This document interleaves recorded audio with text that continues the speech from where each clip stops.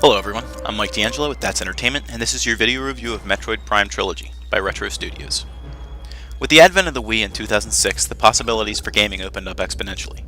While most of the hardware saw the graphics and processing speed increasing marginally, the motion controls took the forefront, introducing developers to brand new concepts and thought processes. Nintendo and its second-party developer, Retro Studios, successfully capitalized on the advances with their title Metroid Prime 3, Corruption. But Nintendo and Retro had a rich history as well. Thoughts began to push towards the idea of revival of the prior two Metroid Prime titles. But was this resurrection a worthy one? Metroid Prime Trilogy aimed to have consumers answering yes.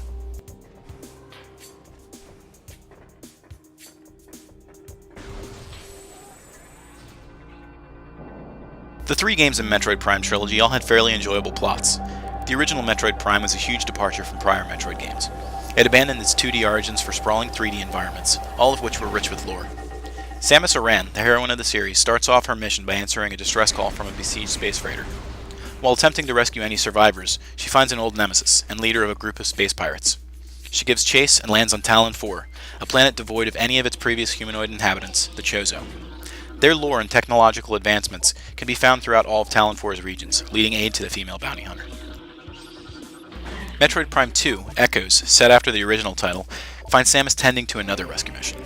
This time, she is hired to aid Marines on the planet of Aether, when she learns that it has been beset by an interdimensional species called the Ing. One of the natives of Aether tasks Samus with rescuing his people and destroying the Ing.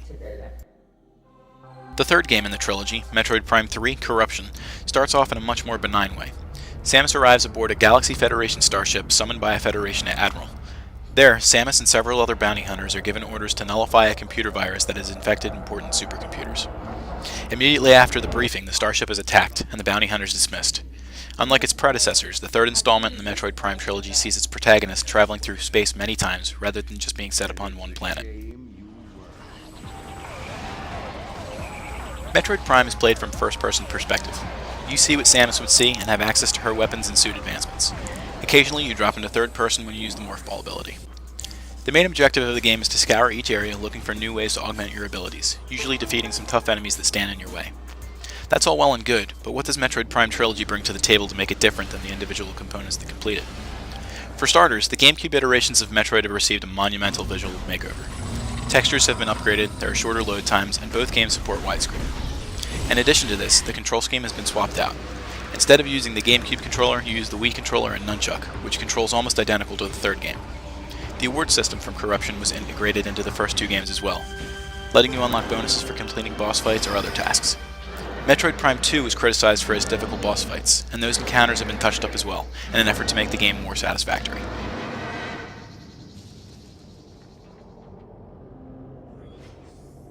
As stated previously, the graphics have received a major overhaul for the two older titles of the compilation. This is apparent in the textures, projectiles, and other visual effects. The visor effects like rain and slime look much more real and interesting now that the edges aren't as rough. Despite the efforts to make Metroid Prime 1 and 2 look more like their sequel, those two games still seem a little dated, but not nearly enough to sap away the enjoyment of the game.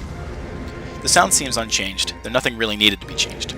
Metroid has always been known for its ambiance, and the sounds and music certainly provide the mood.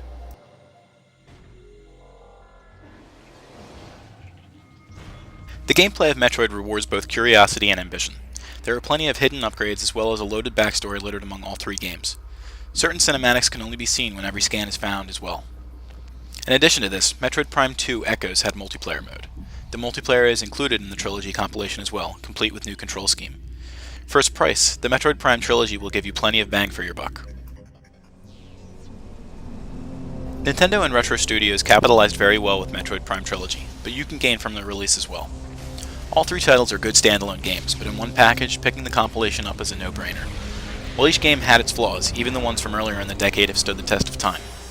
The upgrades they receive for this collection only add to their charm. That's Entertainment awards Metroid Prime Trilogy with a score of 9 out of 10.